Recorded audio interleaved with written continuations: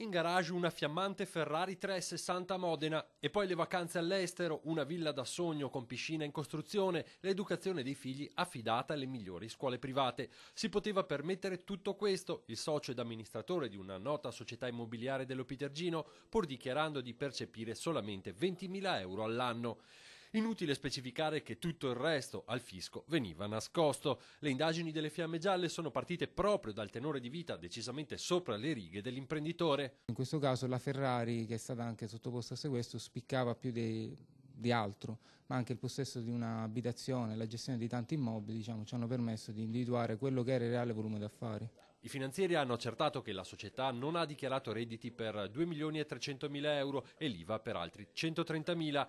Oltre alla Ferrari, ben 25 immobili che la società gestiva ed affittava sono stati sequestrati. Si tratta di appartamenti, garage, capannoni, tutti ubicati nello Pitergino mottense. La maxi evasione è stata perpetrata da un lato mediante un sistema di false fatturazioni, dall'altro attraverso l'omissione dei ricavi derivanti dall'attività di locazione immobiliare. Prova ne hanno avuto le Fiamme Gialle trovando numerosi documenti ben nascosti nella villa dell'imprenditore. Attraverso l'accesso domiciliare autorizzato dalla Procura della Repubblica è stato possibile rinvenire in un intercapedine all'interno della taverna della villa di proprietà del soggetto tutti i vari contratti nei vari anni che sono stati stipulati ma non portati a registrazione, contratti da cui derivava la maggior parte del nero ricostruito. Ulteriori indagini hanno appurato che l'imprenditore aveva iniziato importanti investimenti in America, sempre nel settore immobiliare, che però non risultano dichiarati in Italia. L'uomo è quindi stato denunciato per il reato di dichiarazione fraudolenta mediante l'uso di fatture per operazioni inesistenti.